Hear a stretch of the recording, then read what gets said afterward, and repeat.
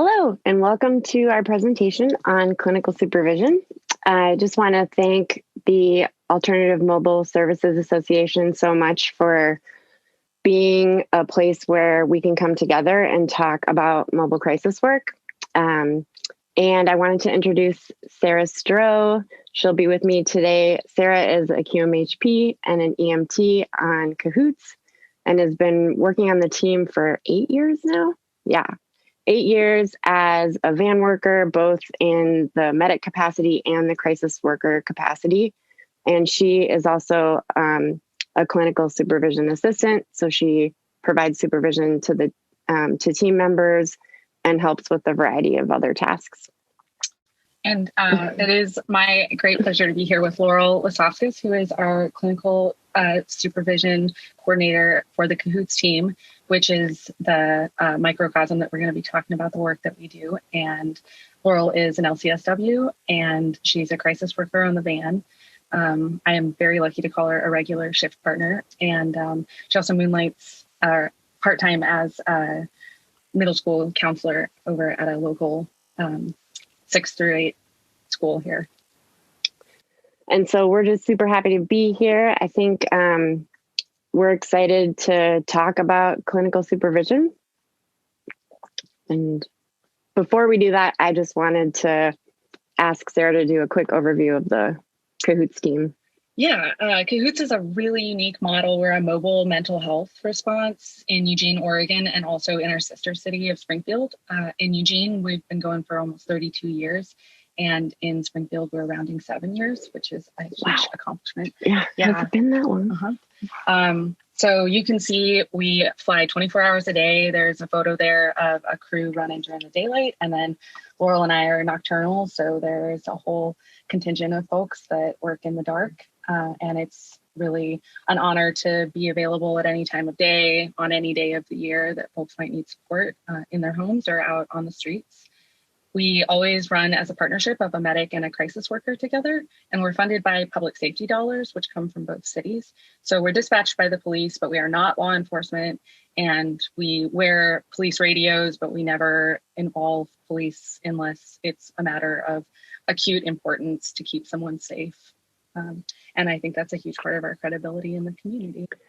Yeah, so that's like a really brief overview of the CAHOOTS team. But for more information, there is a keynote speaker talk on our team that our colleague and friend Ebony Morgan will be giving. So if you want more information on CAHOOTS, you can check that out.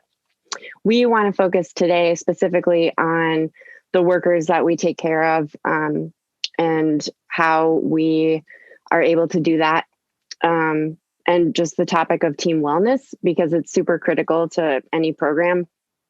The role of clinical supervision or other kind of similar roles should seek support, enrich, challenge, and understand the workers. Crisis workers should have access, we believe, to meaningful education and productive, intentional conversations around the work. Have a system of accountability to themselves and to their communities, and feel confident in their critical decision-making skills in the field. Today, we're sharing our experience of how we strive to do that within our team. We recognize that training and oversight of this work is kind of like uncharted territory, and we're definitely not saying that we have all of the answers, but as our collective team of like 35 plus people, we have a lot of intrinsic motivation to take care of ourselves. And we need to do that. And so our model is a direct result of working in this space, in this work without those things and implementing them kind of out of necessity, because being around for 30 some odd years, the systems have changed and the work we do has changed. And so this is kind of our response to that. Yeah, we hope we're always a work in progress. We look forward to learning from all the other folks that are connected with the Alternative Mobile Services Association.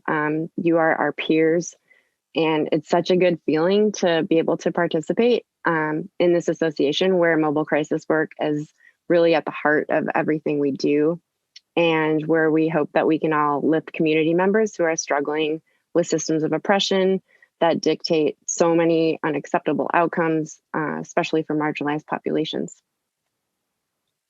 Yeah. Yeah. We will. Yeah, let's do that. So being a mobile crisis response means that we don't have an office, that we have more of kind of a staging area. And so our environment, like the space that we spend the most time together in is in the van, driving to and from calls, which is kind of a hectic situation. We're often writing reports or providing transfers of care, or trying to brainstorm what the next situation that we're headed out toward might look like. So the context that we work in, the environment is often out of our control. And so in recognizing that can cause a reasonable amount of stress or anxiety in any professional human, we strive, as Laurel said, to try to put some of these structures in place that we can control. And that looks like the support that we have built through the supervision process, which is scaffolded with, I'd say, a number of different facets that people can engage with in terms of their own development or debrief or engagement educationally. Yeah, and we're going to dig into that. And I just think it's important we recognize that, like, we engage with this environment, we immerse ourselves in it, in the community we serve, and we confront it. And we kind of do that, like, for us in a 2-person team on the van. So we don't, as Sara said, we don't have like a congregational space necessarily where we're all working together doing crisis work. So it can feel kind of isolating sometimes. And I think that's like one of the main reasons why we try to like build a climate that we can have some control over. I mean, I think probably the closest thing that we come to any communal space are our shift changes. Yeah. Where oftentimes those are great. They really are, but I think that they have come a long way in that we have created spaces and mechanisms for people who are coming off a shift to vent or debrief or heal from an experience they had. I mean, the work that we do is highly unpredictable. It's very disordered. It's very destabilizing. It's an honor, as I said before, absolutely. And it's a massive source of personal growth and pride that I think everyone who comes to this work learns to nurture and feel in themselves. But I think that there were times where shift changes were sometimes more of a place where people felt a little unraveled. And I think a lot of the structures that we've built over the last few years have cultivated a shift change that's really about like handing the work to the people coming on and then being able to leave and know that you have mechanisms if you need to process what you just went through that don't necessarily look like melting down at 5 a.m. And we have like multiple vans on the road. So shift change is really like busy and fun, and there's a lot of equipment, and definitely being able to like pass that work, like you said, and then put my boots in my locker. Those are like 2 really important ways that I put the day away before I leave. Yeah, I mean, I think in some ways when we say on the slide that this is the way we represent wellness to our community, it is, of course, in all of these images that you see literally in the external out-facing work that we do in our community, but also the community of the team itself and how we come to meetings, how we come to shift change, how we come to shift with our partners, and we come correct as often as we possibly can, or we have learned the tools of like honesty and self-accountability and vulnerability to say, this is where I'm coming in. And that allows the other person to help you take care of yourself through that work as you both go out to take care of the community at large. Yeah, absolutely. Yeah. All right. So this is like the other piece, right? The atmosphere that Sara was referring to, the things that we do to be able to like bolster that sort of, or like kind of like meet ourselves in that place where there's so much that we don't control out in community. And these are the spaces that we've been really intentional about. And the atmosphere surrounding interactions that crisis workers have with each other matters, like creating a canvas where people can be curious, where they can give and receive feedback that's honest and grow professionally is just really super rewarding for everyone. Yeah, absolutely. I mean, I think one of the things that we really emphasize, and we're going to get into both the scaffolding of these spaces and these interactions that Laurel's mentioned, and also the ways that we train folks into this model. But I think that there is a real recognition that every call, there's a unique element in that you were the person for whatever reason, whatever butterfly flapped its wings, that you and your partner were the people who responded to that situation. And so it always could have gone differently, and you get very little information going into it. And so, as I think Laurel is alluding to, and we're definitely going to dig into further, creating spaces and mechanisms where people can confidently say, I don't know how that could have gone differently, but I want to talk about it, or I want to hear how you might have approached this based on like the picture that I can paint of the call for you. That's so much healthier than creating a space where people are very like ego driven and afraid to hear feedback. Absolutely. And it's critical. It's absolutely critical. And it's also kind of how, in those conversations that we have with each other, that's like where so much professional development happens. Yeah, absolutely. I mean, it's where a big part of the structures that we've tried to implement are around retention, because when you find someone who is able to work from 5 p.m. to 5 a.m. or come in at 5 a.m. and then just like jump into the worst days of some people's lives, you want to nurture and you want to uplift those people, because those are people that you want to keep around. And it's not making a smoothie where there's 3 strawberries and half a banana and a cup of yogurt, and you just do the same thing every day. Although I do love smoothies. They are delicious. But it's not formulaic. And so creating places where people feel like they continue to grow and change and bring new eyes to the work is really, I think, a critical part of that retention. Yeah, absolutely. Which we're going to get into all of this. Yeah.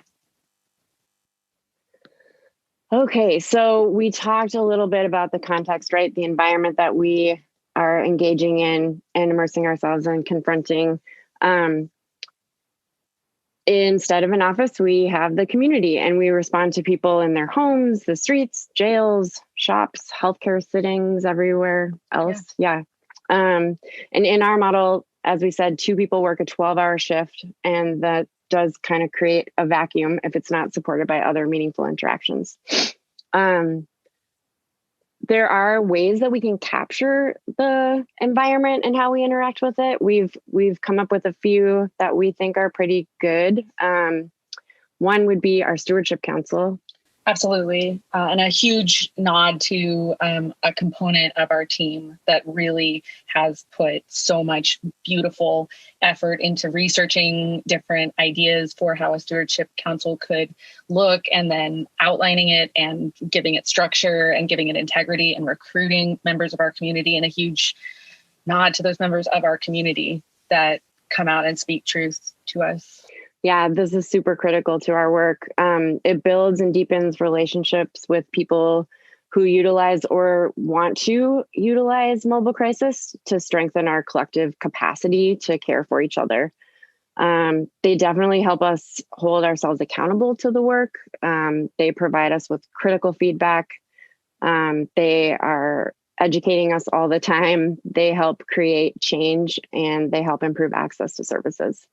And they share some of their own invaluable connections within the community, which, one of Laurel's really absolutely like beautiful pearls is that we are only as strong as what our community prioritizes and values, in terms of the services that are offered, in terms of the resources that are available, in terms of the values that are espoused, amongst other community members or in interactions among, folks who maybe don't necessarily feel like they have a lot in common or are thrown into common spaces.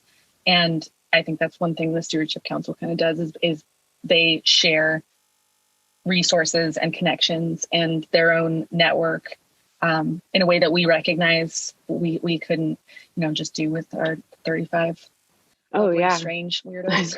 Absolutely. Yeah. And they sometimes help represent us when we're seeking additional support, like financially, or, we need something to shift within what we're receiving from our funders. They can sometimes speak for us and they'll do like actions apps and things. Or invaluably inroads into communities that we don't necessarily immediately have connections with. Oh, absolutely. And that reaching in is so important because, those folks who don't reach out to us, it's not because necessarily they don't want to. There's lots of really good reasons that people are mistrustful. Mm-hmm. And we represent like a lot of systems and institutions just because of how we're funded and where we take people and the systems within the community that we live. We're often in the gaps and the cracks and the places where systems are broken. And we all know that is certainly true. So it's really important to be able to reach out to folks who are invested in helping us and consider giving us their time.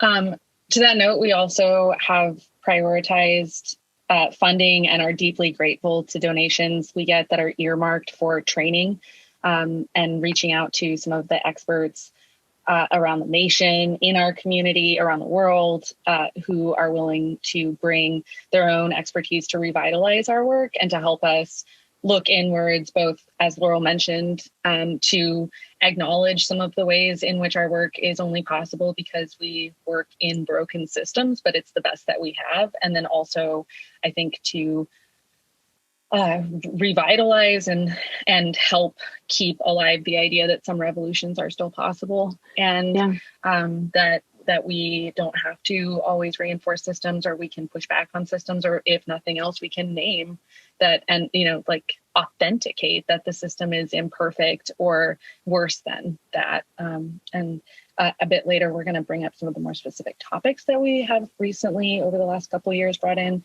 as ongoing education. And I think are very willing, if anyone watching this wants to connect with any of those speakers or to hear more, those will be some of the materials attached with the presentation. Yeah, absolutely. And I just think it's like worth mentioning that when you are developing a budget, that it should include funding for making connections with experts in different areas of the work, Absolutely. And we'll definitely talk about the topics that we have selected and the things that we do. I think like a lot of that is shaped around the calls that we're going on and the community members we're serving, but also just recognizing the importance of diversity, equity, inclusion, medical microresistance, ways that we're able, since we are working with so many systems and institutions that we're showing up, correctly for the community members that we're trying to help. And to that end, I think the third point on this slide around the environment is the ethical considerations and constraints and constructs that we bring to the forefront and try to normalize as conversations that we have among each other. We work in, as Laurel said, sticky spots and gaps and strange intersections. And sometimes we are called upon by legal entities, or we become involved in questions of people's ability to care for themselves or their ability to remain in community. And we take seriously the trust that we cultivate with those folks when we are called to speak of our experience interacting with them or supporting them. And so we're going to kind of get into some of the other mechanisms where that like pragmatically looks like. But there's both, privacy information laws that we think and talk about, ways that we interact with requesting agencies, but then also in the broader ethical sense, the way that we hold other institutions that we interact with accountable, either for their, perceived maybe failings or shortcomings. Mm-hmm. So sometimes standing up to another agency on behalf of a client who has probably been bullied or marginalized by institutions most of their lives, and seeing that as part of our responsibility and interacting within the environment that we do work. Yeah, definitely. I mean, if you're spending 2 hours, with someone who's seriously contemplating taking their life, and you find that conversation and assessment that you're doing leads to like a place where they're a little ambivalent, and you end up, going to the hospital and that goes sideways, that feels really bad. And so, yeah, we just want to make sure that we are like recognizing that kind of cornerstone of crisis work, and that we are relied upon and are expected to be aware of legal and ethical issues.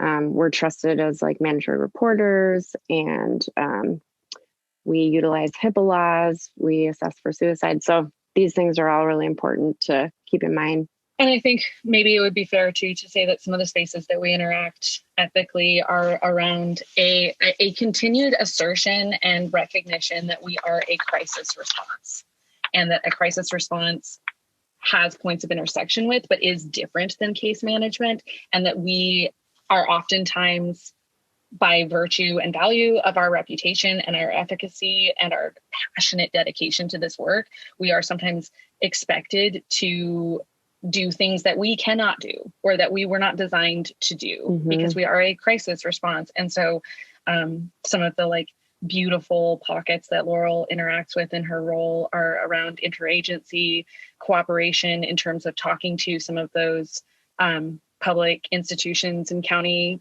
funded institutions who should be and are tasked with the management of our folks who, for whatever reasons, like age, ability, inability, all the constructs, exactly, need more support. And so I think fighting in those spaces for the accountability of the institutions that are tasked with case management is a way that we honor what crisis response looks like. Absolutely. And stay kind of in our lane ethically, while also not absolving ourselves of the responsibility to care for our community just because it's not, technically in our job description. But yeah. Okay. The environment. So this was actually kind of a nice segue into like the structures. We have like a variety of ways that we try to create a team setting where crisis workers can grow and reflect on and inspire one another. I think we all kind of need a home base sometimes, right? And need to feel supported. And so we have to have like intentional spaces for vulnerability, for curiosity, for ethical competence. And that's all really vital. So these are like some of the spaces that we invest in ourselves.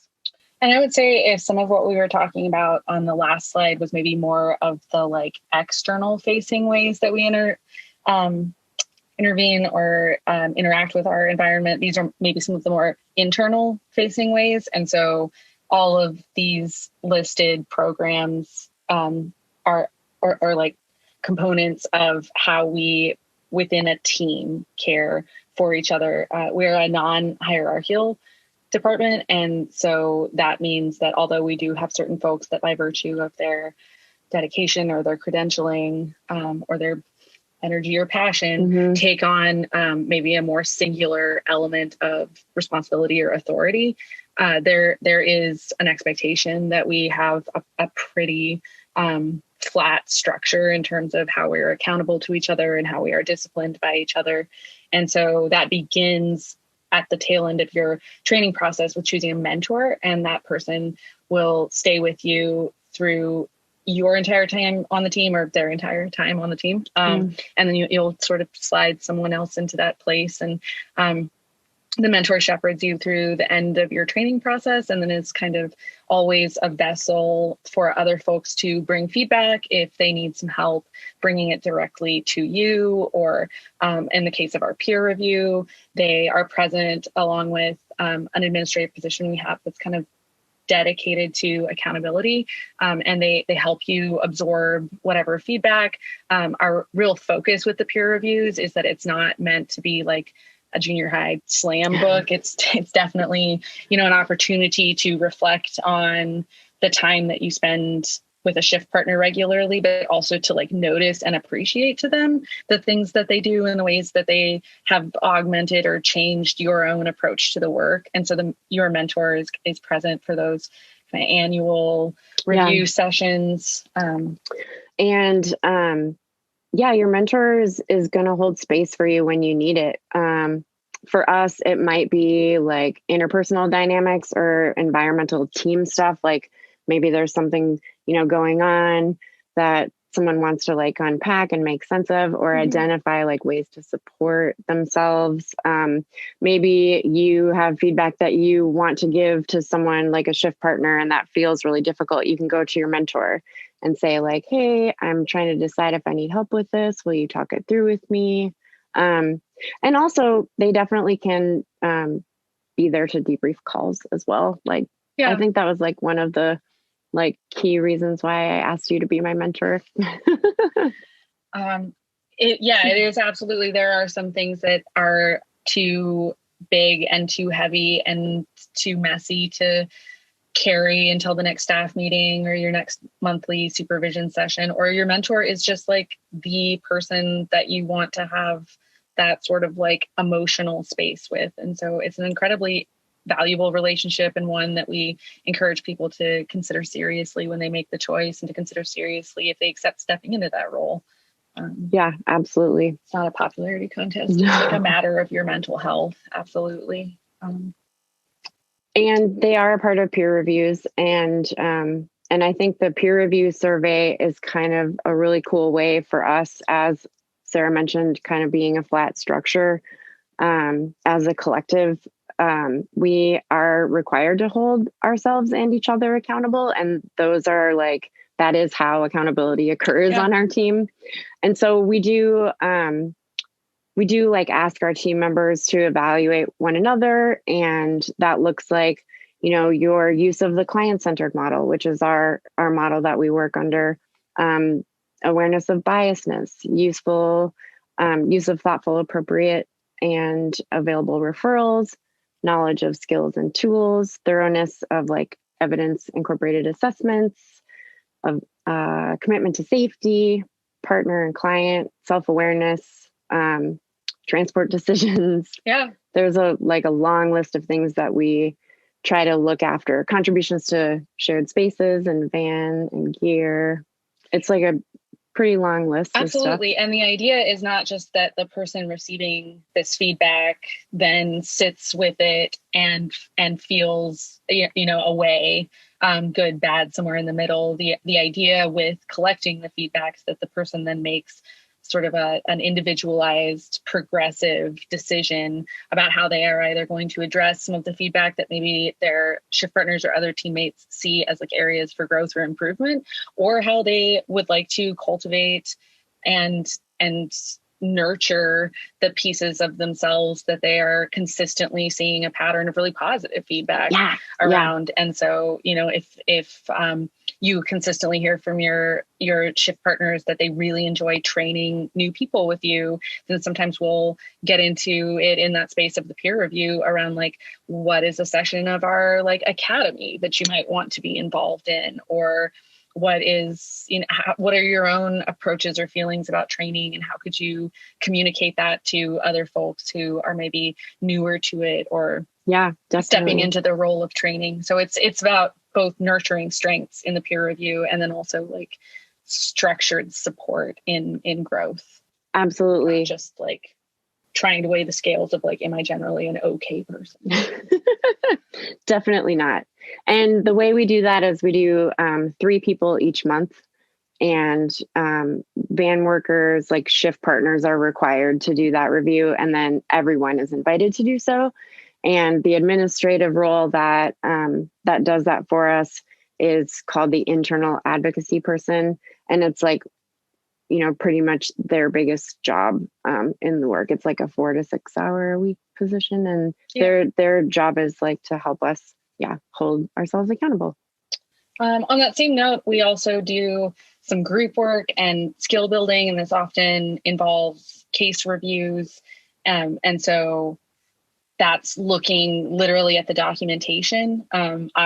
I or Laurel will sometimes design around a certain topic or a certain skill or a client or a certain client that we're seeing a lot of, like a spectrum of the charting, like literally the reports that we are all writing individually after our contacts, and then we'll anonymize them and then create a space where we look at kind of the spectrum of the language that's being used, the variety of approaches, we will oftentimes, for cases where maybe a mandatory report needed to be made, we will use those reviews both to enforce how important it is to document those legal obligations that we have, and then also how the report is the only thing that lives on oftentimes after. Yeah. And I did want to just jump in so. and say, we don't do paperwork in the field. We type our reports in the van right after our call as we go from call to call. And so, yeah, I just noticed for myself, at least, telling a story of like a call I was on with you is super different than you reading my documentation.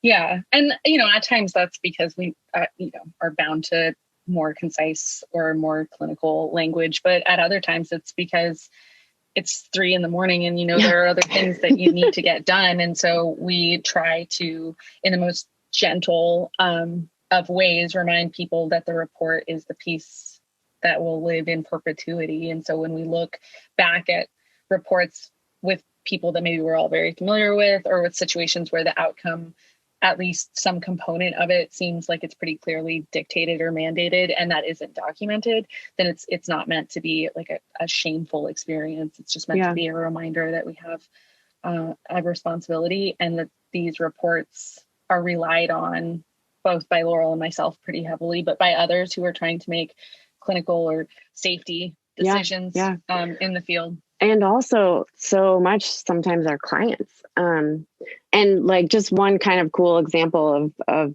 group work and skill building and case reviews that just reminded me feels like appropriate for this slide, is just when upon reviewing our documentation and doing a really cool training from the Fireweed Collective on decolonization of mental health, we saw some correlations in the documentation we were doing, and we shifted our documentation culture pretty like specifically so that we're not like naming anyone's diagnosis from a prior report. We're only putting in, their stated concerns. And if they, are able to articulate a mental health diagnosis that they feel is, appropriate for them. With. Yeah, totally. Then we'll put that, but otherwise we won't. So that's just kind of an example. Yeah, for sure. Yeah. And then we mentioned debriefing with mentors, but we have also worked really hard with the support of team members who are really passionate about debriefing and a debriefing culture to create spaces where either a specific topic or a specific call or a specific person's like recent experiences can be the focus of that debrief meeting. And we have an entire presentation that we sort of built out that outlines and structures the expectations for what these debriefs look like, and how to come to them correct, both as the person asking for the space and then as the person offering the space. And I think that has just been sort of going back to what we were talking about with like shift changes or just calling your mentor after a rough call. Like this has been another facet of the way that we recognize this is very difficult work, and that if you don't find a way to face it, it will become too big, or it will become unreasonable or unruly. Yeah. And so these are often spaces where we don't necessarily try to solve a problem, because that's, I think, a lot of what we do in crisis work is we try to solve a problem, but we name a problem. And sometimes we let the problem just sit out there. And that has been, I think, really surprisingly cathartic. Absolutely. And for that space, we have like some agreed upon sort of terms of how we do that. We have like a few things we don't do. And I do believe that that is a pretty vulnerable space to be in, but it's so healing. Name a lot of like common approaches, because it can be, I think one of the things that we talk about a lot is like, we normalize some very, very strange situations doing this kind of work. Some bizarre, like not fairly, I would say, normative like behavior or responses or environments or requests. Totally. And so it it similarly, when someone is bringing the vulnerability of a debrief, in building more of this group debrief session, we really strove to name some of the common responses to someone needing a debrief and why they are more or less helpful, and how you, as the person having that response, can turn on yourself a reflective eye of maybe why that is your approach, and if the people want the person asking for the group debrief actually wanted that kind of reaction, or if they're looking for something else. And I think that's really where I would put the pin in it, is that the individual debrief is around the person being able to come and ask for what they need, and not just tell a story and then get kind of a stock, though very human, response of some discomfort or confusion. Yeah, definitely. And then, of course, one-on-one supervision. And that, supervision is really common in like LCSW work and work for licensed professional counselors. And we wanted to introduce it on our team as well. And we definitely took some time to do this. We did a slow roll. Again, like this flat hierarchy. And there's kind of a little bit of a fear of like, oh, that feels like authority. So we called it check-ins for a long time, and they weren't ever like mandatory. Although I'm like super proud to say that now everyone engages in supervision, which is just so rad.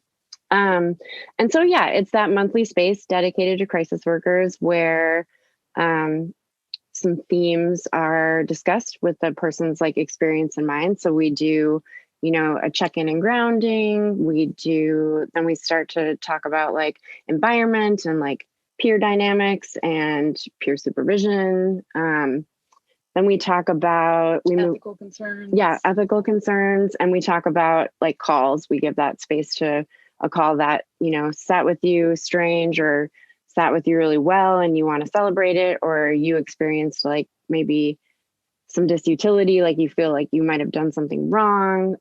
Just like have a space to talk about those things. And then support needed, which might look like education that we could go research and find and read, or it might look like, this like our colleagues all have like kind of specialized, like some people are just really good at a thing and they like, I work really well with youth. And so, maybe if Sara was doing supervision with someone and it was a youth call, she might be like, oh yeah, maybe like check in with Laurel. So just what kind of support we can offer. And then any kind of future goals around professional goals or goals related to the work that we do. And then we definitely close with self-care. Just noticing that we all have moral injury. We work in broken systems and it's really hard. So we have to take care of ourselves. So we always focus on that too. It's also, like, to be frank, a space where someone can voice their own struggles with self-care, which is often an important way of naming something that you want to change. Not to say like, I have this all figured out and I meal plan and I go to the gym 8 days a week and, I have my like therapy poodle. Sometimes it's just like, I don't have what I need. And that's the first step to kind of your supervisor supporting you and holding you accountable for that not being your self-care check-in month after month after month, because that's a flag that you need some help. If you're going to keep taking care of people, you got to take care of yourself. And that can be very hard. And it's never shameful to say, I'm struggling in that area, but it is important to acknowledge it if you are. And so I think that's one reason that we create that space, both for people to take pride and for people to have a moment of self-reflective honesty. We also do chart reviews in supervision, especially if that's something that someone is enjoying. So as opposed to the kind of group case review or where reports are randomized and they're chosen more specifically around like a topic or a skill or a responsibility that we have, someone can just say, I really want you to look at this one specific call, or I've been like really struggling with documenting XYZ type of interactions, or I'm really proud of some of the language that I've been building and I would like to look at it with you and get some feedback. And so that space, as opposed to more of the group setting where we look at charts together with kind of concerted purpose. In the one-on-one space, you, like Laurel or I, will bring our database, and they can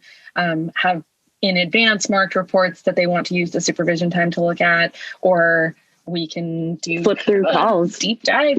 Just totally set some constraints for the amount of time and put the person in their appropriate role in the report, and then just pull up 70, 80 calls, just from the last month alone, and dig in. And it's, people, time flies by. 4 a.m. sometimes becomes a blur.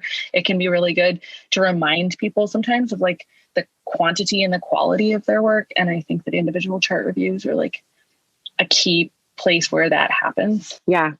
And people really enjoy doing it. Mm-hmm. I just wanted to mention like settings, just because I think like this is meant to be supportive, and so sometimes that looks like, I have one person I do supervision with, and we hike the butte and by my house, which is like a 3-mile hill, and we just get some exercise and we talk through the supervision as we hike, and then I do some documentation afterwards. I think you've gone paddleboarding once. Yeah, I think actually a couple of times. More than once. Yeah. Just get out in the middle of the lake, literally, and then we've got our like confidentiality taken care of, but there's also this like reminder of the absolutely beautiful natural environment that I think is a great framework. And, maybe some of that person's self-care goals have been like enjoying that more, or getting more physical exercise because they work nights and it's hard. And so having supervision, that like initial setting, literally the like framing of where that interaction is going to take place, be a nod and a validation of the person's own like goals or like ideal place to process. Yeah. And then if they don't like have anything for self-care, at least they've got that moment that we just spent together. Yeah, I mean, I think we both have like a couple of spots where we know we can like enjoy a meal or a coffee, and there's enough like physical space and a reminder to maintain confidentiality in a public space. But it's just it's so humanizing and normalizing to like share food or coffee, not on the van, not in a moving metal box. And I think sometimes just like reminding people of their right to those spaces when we do such hard and strange and abstract work in some of those spaces. Yeah, totally. Yes, there are some places we don't go. Yeah, definitely. We'll be called into work. This is just, the benefits are many. And I think like clinical supervision as a topic is, evidence-based beneficial. It definitely helps us like honor our contracts and as we mentioned, like our documentation integrity. And I think like in some ways it sort of helps us to establish a climate of like that it's normal to be providing feedback. It's normal to be receiving it. And it's like, and maybe to your point that one of the really cool pieces of the slow roll of like check-ins becoming more of a formalized idea or expectation, and then actually something that we've even developed a contract around, both binding the person asking for supervision and the person offering supervision, that it's a mutual expectation. I think that has gotten us to the place where you don't feel as strange giving feedback to each other because you have this space where you regularly get feedback that feels like it's coming from a peer and not totally it's kind of like external higher authority. And so maybe that's some of what you're getting at with like normalizing feedback, is that supervision is a safe space to get feedback and to model it. And then you take that back out into the van and into the spaces that we share as a team. Yeah, I'm so glad you mentioned that, because it is like that contract is a really cool part of like opening a relationship of supervision where you're like identifying your rights and responsibilities to the supervisee, and then they identify theirs, and you look at the type of supervision you want to give and how you want to reflect that work. So that's a really important piece. Definitely. So, these are benefits. We're not going to read everything on these slides. And a lot of them, I think we've hit just in our own kind of enthusiastic presentation of the pieces of supervision that we've developed and brought to the team, and hope to be supportive in your own efforts wherever you are listening to this in creating similar models for your folks. The goals are, overall health, maintaining and developing the capacity to take on pretty stressful experiences or pretty painful interactions, or just to, as we've said a number of times, to work with a revolutionary mindset, but also a realistic mindset in the systems as they are now, without accepting them as the way they will always be. And yeah, this is the space where I learned from my teammates, like, what do we need to develop capacity for? Absolutely. What do we not know enough about? Mm-hmm. Especially when there's like a theme where multiple people are noticing the same thing. And I think, to that end, some of what we talked about are the ways that, because we recognize that we are rarely like all together in one space, or because by nature of being a 24-hour multi-shift, multi-city service, we can't mandate that everybody attend anything all at the same time.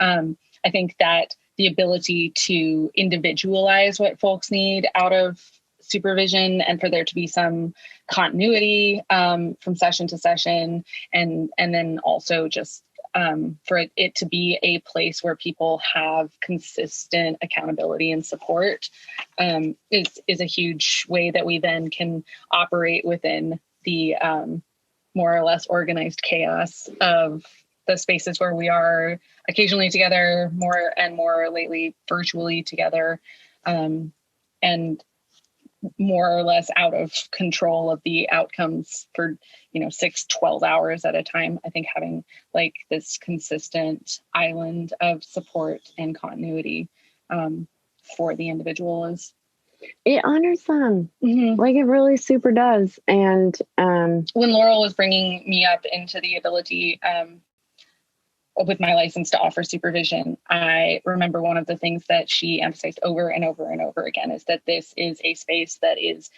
just for you as the person asking for supervision. Like, yeah, if I were offering Laurel supervision, this would be a space that is just for Laurel, exclusively for Laurel. Like, I mean, a lot of folks access that in a broader sense in their life with like therapy or counseling, but in a very more constrained professional sense. This is like your monthly professional therapy where it is exclusively about you and what you need. And I think that we have seen people really react well to having that, not having to like tell a story, but then that means that you listen to the other person trauma dump a little bit. And that's like a thing that you give each other so that you each have a little relief. It's literally like, yeah. And I've noticed people like pocket their things, mm-hmm. and they're like, oh my gosh, yes, I have like this and this and this, and I want to talk to you about. Yeah. Well, with an eye on time, maybe yeah, let's move on. Getting a break. We have there's a little dog. You said virtual, and it reminded me that I wanted to do like a mask disclaimer, because it's so weird that we're just sitting here. Yeah. We're in our bubble. Like, we share space, and we have masks, but we don't need to use them. But we do want to like just mention that and acknowledge that the normalization of masks and the priority of public health, not just for your own benefit, but the benefit of others, is something that we were very cognizant of. So we did forget to do that. One and the same thing. Yeah. Okay. Mechanisms of supervision. I love this slide. I'm going to ask Sara to just like briefly talk about Academy, because the group skill building is like so much of like the meat of how we learn and how we like get the good group dynamic going. And again, I think that we're moving back into some territory that we've already covered, but then augmenting some of those ideas, because this is again where supervision moves from the individual, which we just looked at, to the hours that can count toward group supervision, and then where that kind of individualized approach then can be blown out and applied to the team as the individual. Or smaller groups of team members? Absolutely. So Academy is the way that we bring in newer teammates. We'll like do a presentation on that sometime. I would hope so. Yeah. Okay. But it's been a multi-year development, a passion project of so many people. It has grown, it's changed. It's really the kind of classroom portion of what is an incredibly hands-on experience. And so we go over how to write reports, how to use radios, how to restock the van. We look at some of the really formative histories of the clinic, which we are a department of, and of the department itself and the formation of the CAHOOTS program. We talk about what it means to be a consensus-based organization and what it means to approach our relationships to each other as professionals from a standpoint of restorative justice and how we resolve conflict amongst each other as a department. And how we like try to teach others to do that when we're working. Absolutely. So then we get, depending on if we're training medics or crisis workers, we expect both roles to attend every session of Academy, but we do specialize some classes where we're approaching doing wound care in the field, which is something that we are called on very often in our capacity to do because people are falling through gaps in the system because of our shortages and shortcomings in our healthcare system. And that's all I'm going to say about that. Yeah.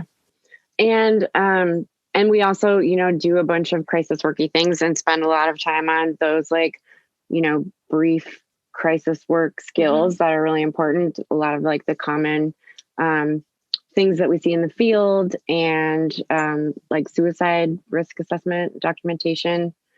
So Academy is really, really cool. And it's a nice way to like join the team and get bombarded with lots of information. And each class is taught by someone who is often kind of a rotating cast, but has an attachment to that topic. Yeah. And so you come in to a session and they're often, 3 or 4 hours long. And that's just our peers. It's just taught by folks who are also going to be training you, and they really want to be there and they really want to be talking about what they're talking about. And I think that, I don't know if you're allowed to say this during a pandemic, but I think that enthusiasm is pretty infectious. It makes it seem cool to love what you do. And I think starting a foundational experience for anyone who's coming onto the team and into this type of work with that modeled behavior, going back again to the idea of how we like retain and nurture folks in this work is invaluable, imperative. There's an attachment to this presentation that has like just a kind of a list of the classes that we have, and we'll talk about it another time. I think like more. Yeah, I hope so. So Academy is kind of I won't say like a one and done when it's your first time going through, but we also hold ongoing crisis and medic meetings where we bring in topics of conversation where our medical director will review charts and bring them for his own feedback or for like trending of what he's seeing in the community in terms of like illness or infection or a general like lack of support for folks who are unhoused or low income or have a really like narrow or limited support network. Both meetings are open to anyone. That's part of our model is that a crisis worker ought to know what a medic is concerned about. A medic should always know what a crisis worker is concerned about. Because of the nature of our work, oftentimes someone may have to step into the role they are not like exclusively trained into in order to get through the interaction in a way that's, ethical and complete, but just that's a whole other topic of conversation. So we really, although we do segment the meetings by roles, they're not closed or isolated in any way to those roles. And so to that end, we have some like really incredible meetings that I think maybe we touched on with kind of the trainings, but sometimes we'll invite someone into our staff meeting. It's not necessarily a massive separate training or, extensive training, but it's an hour and a half where someone from another agency comes in. Talk about dementia with us. That changed my, seriously, it was so good. And so we have those like within the meetings, the smaller ones. And then we also have like trainings they can be anywhere from like 2 to 8 hours over a couple of days. And we like truly believe in asking experts to come and talk to us.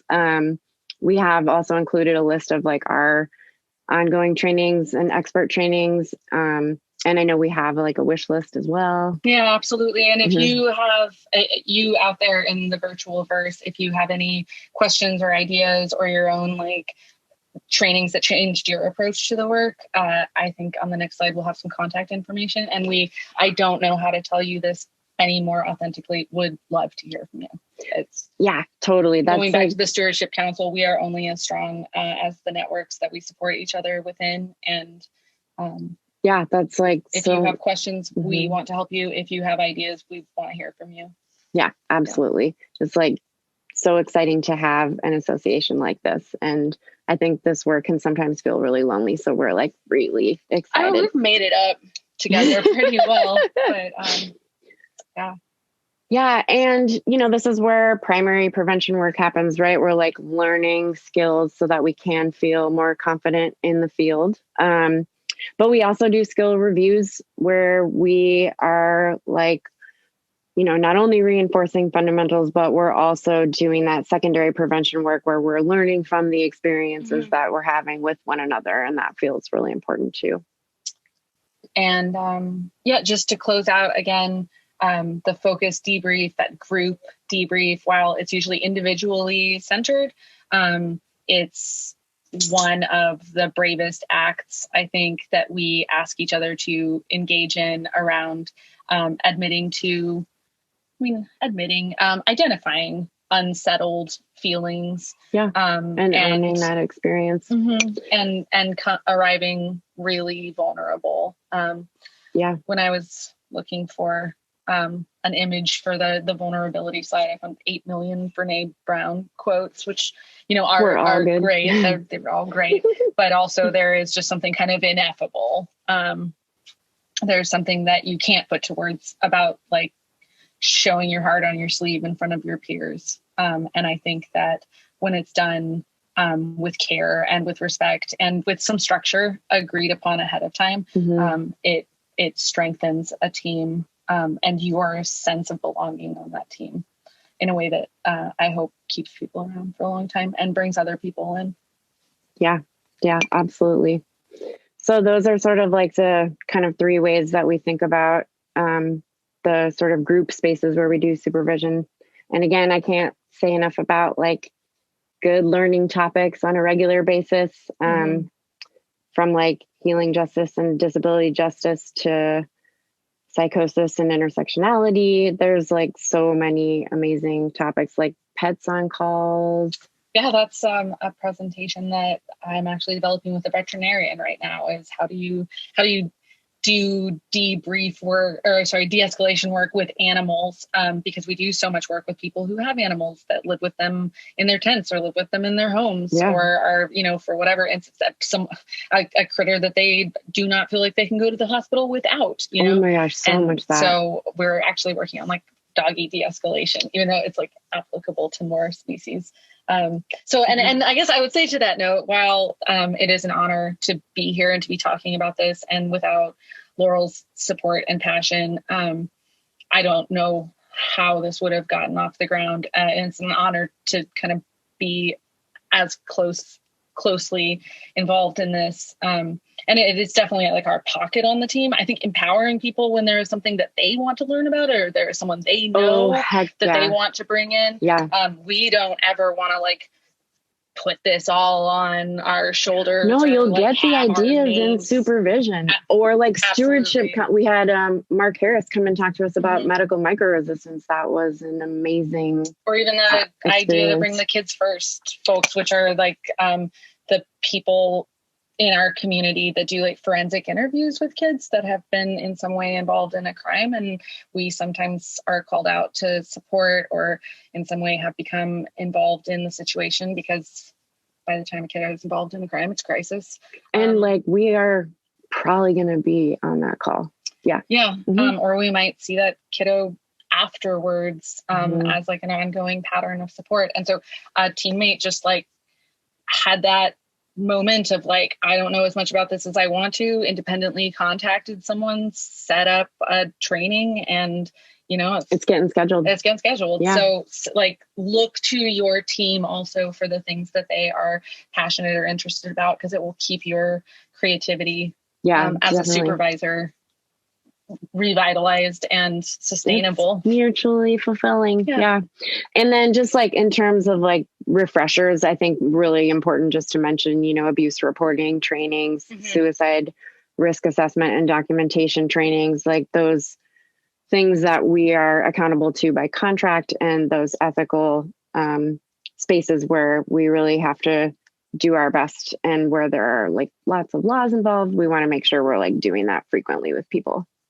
Yeah, absolutely. Especially because oftentimes, every state is very different, and it's an honor to be a part of a conference that's going to have such a national reach. In Oregon, we run into a lot of times folks who are pretty frustrated with how difficult it is to impose care on someone who they feel, or who maybe very objectively is not doing as well as they could.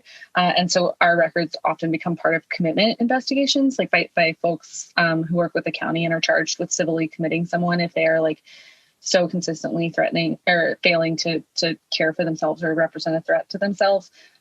So again, like taking seriously, I think, as I mentioned much earlier, that our documentation can become part of someone's inextricable story, their relationship with institutions, their stigma with their own relationship to their mental health. So just continuing to reinforce with folks that their documentation is a key part of that, and something they should be proud of, and they should feel confident about, and they should take seriously. Yeah. And just the reminders of, the things that we must do. So this sort of brings us to the end of our presentation on fostering wellness with workers who do mobile crisis work. And it has been a total pleasure to talk about this topic. Yeah. It's literally one of my favorite things to talk about. So thanks for spending time with us. If you want to learn more about the CAHOOTS program, please check the schedule for Ebony Morgan's keynote address. Also, there are some media links and other more basic information on our website that's listed there. That's kind of a general inquiry email address that you can use. And both Laurel and I included our personal emails here. And then the contact information for the services, both in Eugene, Springfield, and then a 24-hour national clinic that's run by the crisis clinic that's run by the department, a different department. But all those are listed there if you need support. And thanks for your time. We hope that everyone is able to be well, and we're so excited for you and your program and the wellness of your workers. And we thank again the Alternative Mobile Services Association for being amazing and giving us this chance. Thank you. Bye.